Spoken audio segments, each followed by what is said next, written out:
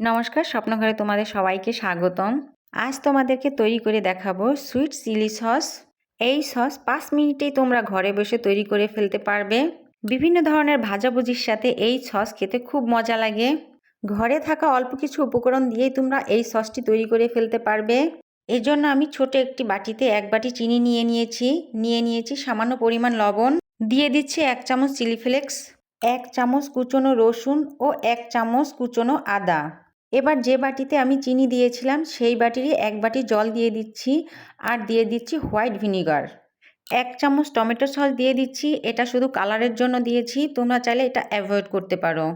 এবার নেড়ে চেড়ে ভালোভাবে মিশিয়ে নিচ্ছি।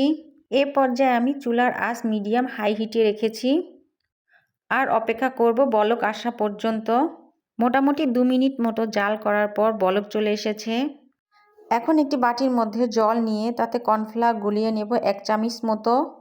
কর্নফ্লাওয়ার একবারে ঢেলে দেওয়ার চেষ্টা করবে না, একটু একটু করে দেওয়ার চেষ্টা করবে আর অবিরাম নাড়তে থাকবে, না হলে দলা পাকিয়ে যাওয়ার সম্ভাবনা থাকবে। আর অবশ্যই কর্নফ্লাওয়ার দেওয়ার সময় চুলার আঁচটা মিডিয়াম করে দেবে।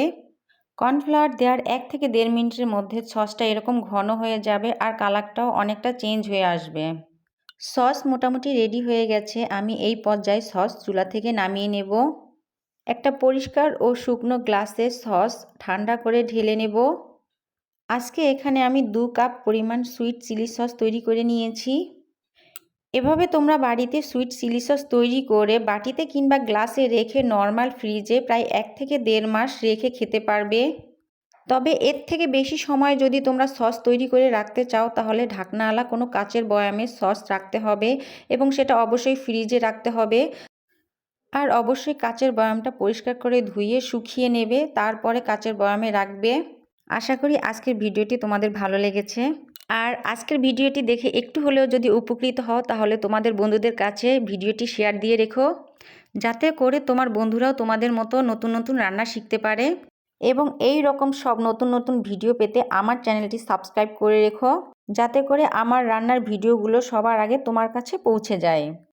আজ এ পর্যন্তই, দেখা হচ্ছে নতুন একটি ভিডিও নিয়ে। ততক্ষণ পর্যন্ত তোমরা সকলে ভালো থেকো, সুস্থ থেকো। টাটা।